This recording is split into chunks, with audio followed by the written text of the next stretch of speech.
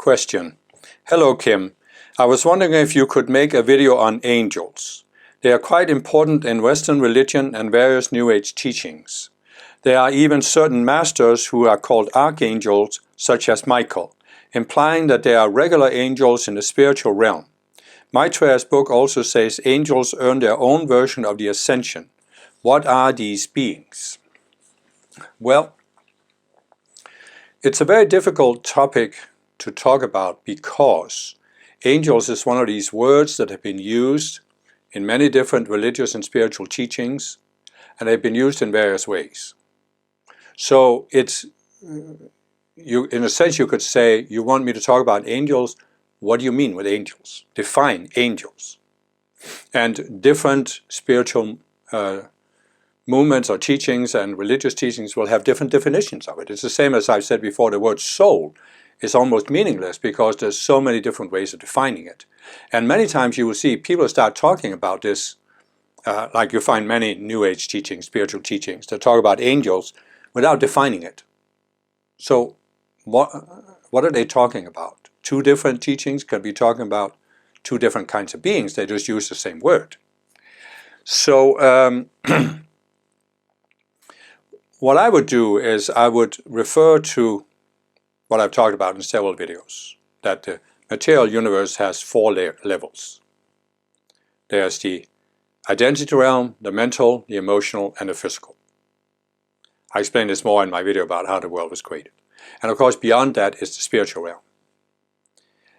But what I also explain is that even the spiritual realm has levels, different spheres that were created in succession. So what we need to recognize here that in all levels of creation there are self-aware beings. And with self-aware beings I mean beings who are able to realize I exist, I have a certain mind, certain consciousness, but I have the potential to change it. So you can say a cow. It's lying on a field chewing the cud. On the field next to it there's a horse running around.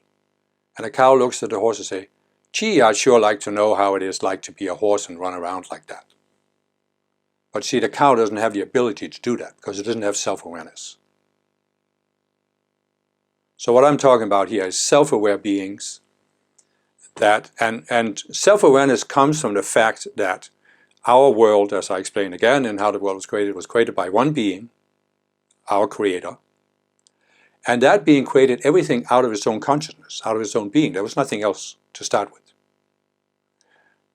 So in a sense you could say everything is created out of the creator's consciousness, but there are only certain beings that are endowed with the self-awareness of the creator. So self-awareness doesn't mean that I exist as an independent being. And I'm self-aware because I'm a completely independent being and my self-awareness is just all internal. No, my self-awareness is because I'm an extension of the greatest being. That's why I have self-awareness. So, going back to the four levels of the material realm. We human beings, we are the self-aware beings at the physical level. We are in physical bodies. We are embodied in physical bodies. And we have self-awareness, or at least we have the potential to become self-aware. And with self-aware, I really mean that we become aware, we are spiritual beings, we are an extension of the one mind of the Creator. That's the highest level of self-awareness. But many people are of course not aware of that, so they're not fully self-aware, but at least they have the potential. Then you have, in the emotional, mental, and identity realm, they are also self-aware beings. And they also have various degrees of self-awareness. It's not that just because you're in the mental realm, for example, you necessarily have a higher level of awareness than people in embodiment. That depends on what you have done, how you have grown in self-awareness. But of course you do have the awareness that there's something beyond the physical. Because you are experiencing, if you're in the mental realm, you are experiencing at least the emotional below you and the physical below you. You may not necessarily experience the identity realm above you, that depends on your self-awareness. But you are aware that there's something below you. In the physical, you can be completely unaware that there's anything beyond the material world, which is what you see with people who believe in scientific materialism. So, where I'm going with this is that these realms, the 4 levels of the material universe, they are interconnected. In fact, they are created in succession. So, the creation of our world started in the spiritual realm with the beings who have ascended in previous spheres. Again, I explained this in how the world was created. The Ascended Masters. They created first the identity realm, and then they sent self-aware extensions of themselves into that realm to help facilitate the creation of the mental realm and the structures in the mental realm. Then self-aware beings were sent into the mental realm to facilitate the creation of the emotional realm. Again, self-aware beings sent there to facilitate the creation of the physical realm. And then we human beings were sent into the physical realm to facilitate the further evolution, growth of the physical realm. So, in a sense, the Ascended Masters are, in a sense, serving all of these self-aware beings in the 4 levels. The beings in the mental realm, in the identity realm, are serving all the ones below them, same with the mental, emotional. And then in the physical, we human beings are really serving the evolution of the whole physical realm, including animals and nature spirits and this and that. So, throughout the ages, there are some beings, some people, who have made contact with these higher realms. As I've explained, the core of your being is the conscious you, which is expressing itself through your identity, mental and emotional and physical, but it hasn't become your outer personality, your 4 lower bodies. It still has the potential to step outside the 4 lower bodies, and it can either experience itself as pure awareness, or it can reach higher, so it can experience the emotional realm, or the mental, or the identity, or even the spiritual. So throughout the ages, there are people who have had experiences of these higher levels. 3 higher levels of the physical or the material world and the spiritual realm. And even various levels of the spiritual realm people have had experiences of. And they have experienced that there are self-aware beings in those realms. And so now the question is, what do you call these beings? And they have been called angels, they have been called spirits, spirit guides, gods and goddesses. It's just a matter of how you look at it. I think in the East, there's a tendency in the Hindu religion, there was probably originally some genuine contact with these beings, and they were called gods. In the West, they were called angels, generally speaking. Because we have the sense there's only one God. There can only be one God. Which is true in a sense there's only one creator for our world of form, at least. So, it's really, in a sense, it's a matter of semantics. There are these beings, and some of these beings are there to serve us and help our growth. But it depends on their level of self-awareness. Do they see themselves as serving us selflessly, or do they have some agenda, such as getting energy from us? And so that's why you have, there are angels and there are demons, for example. As I've explained also in the emotional realm, the lowest aspect of the emotional realm is what you can call the astral plane, which corresponds to what people have seen as hell. And there are demons there who are seeking to trick us or force us to steal our energy. There are also those who are called fallen angels. Or I prefer to call them fallen beings, because they didn't fall from the spiritual realm. They fell in a previous undescended sphere, as I again explained, in how the world was created. So all I'm trying to say is here that you can say that any being in the emotional, mental, and identity realm, and any being in the spiritual realm that is serving us, you can call that an angel. You can. But the question is, what is your definition of an angel? Because in the Christian or the Old Testament tradition, it's generally seen that God created the angels in their current state, and they are in a perfect state, and they are not growing. They are created to fulfill a specific function, but they're not growing. They're just carrying out that function. And what I'm saying is that the reality here is that these beings were not created in a perfect state. They were created with, just like us, with some limited sense of self, and they have the potential to expand it. The angels have the potential, beings in the emotional, mental identity level, they have their potential to expand their self-awareness.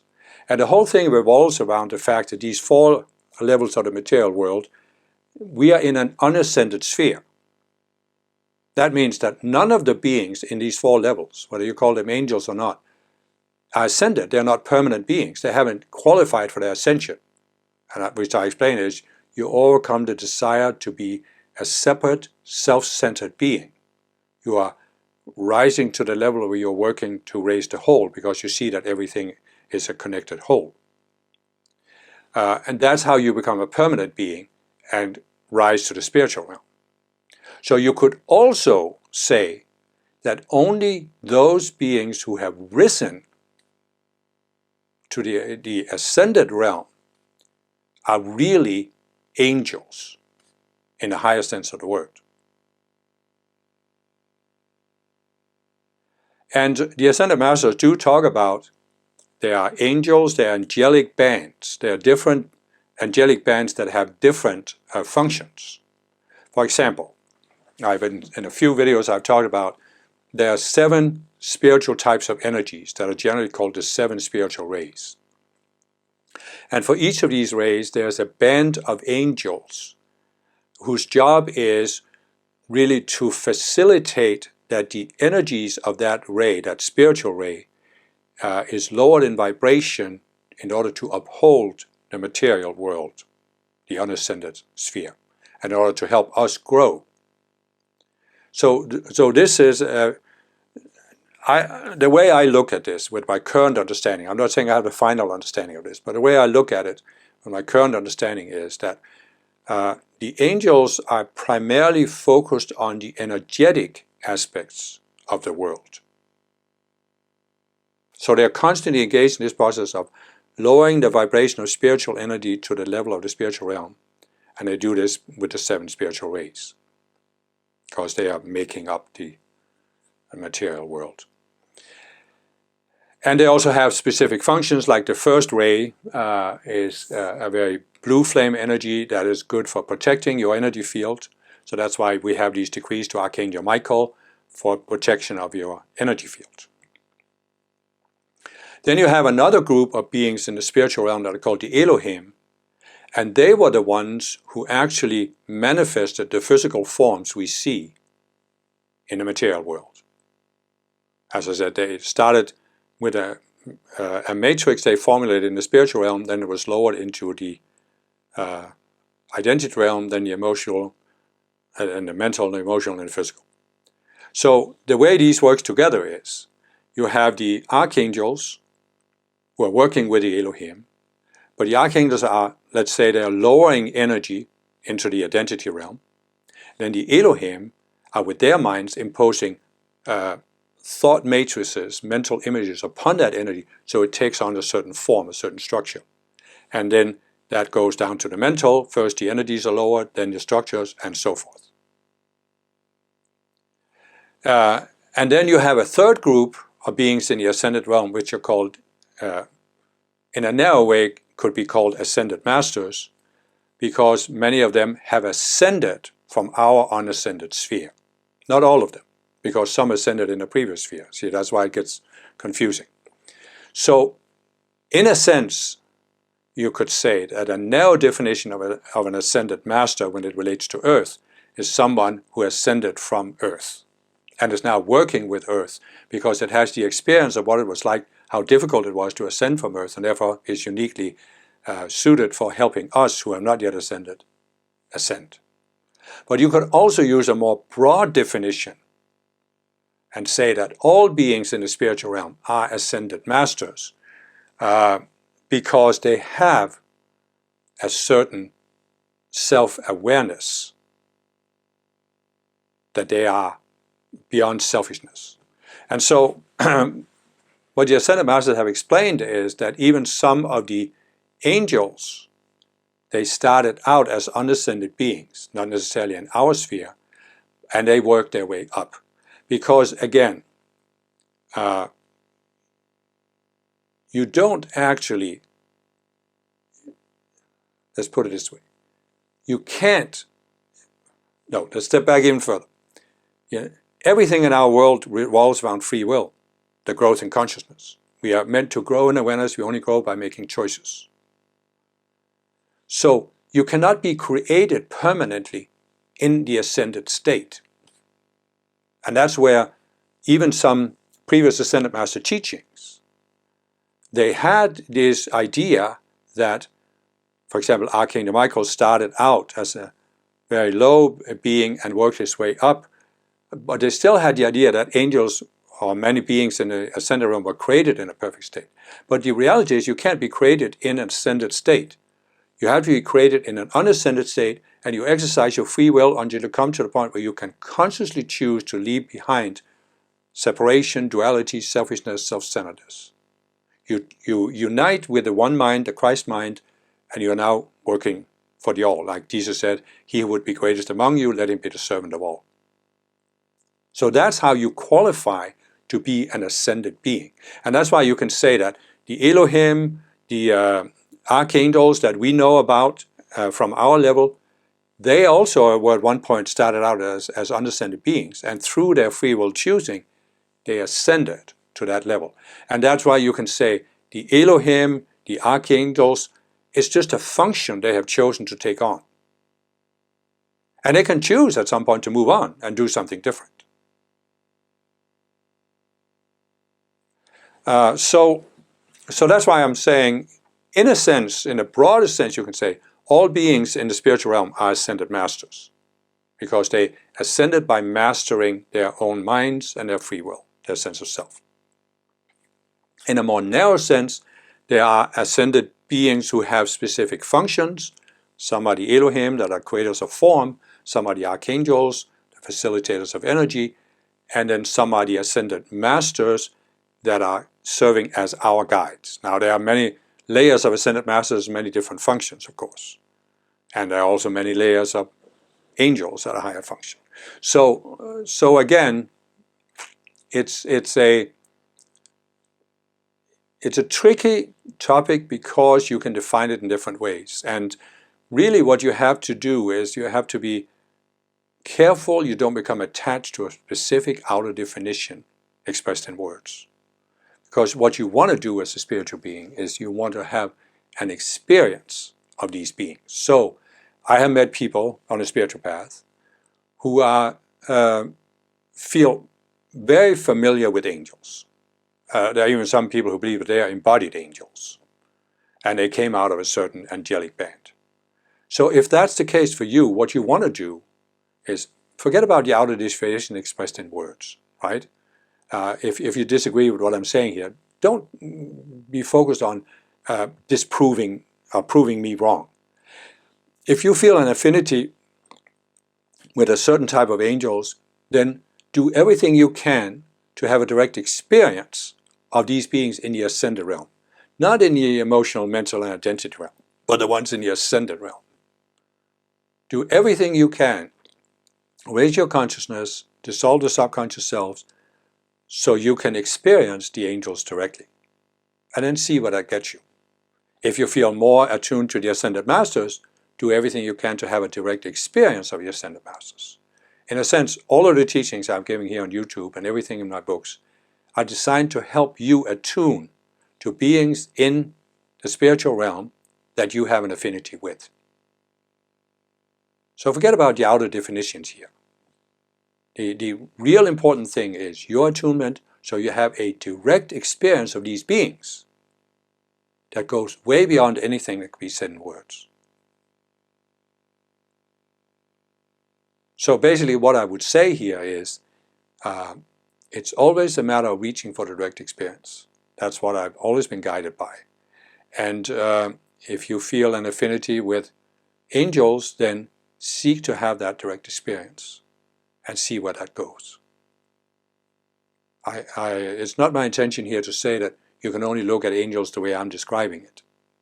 If you want to look at it a different way, it doesn't matter.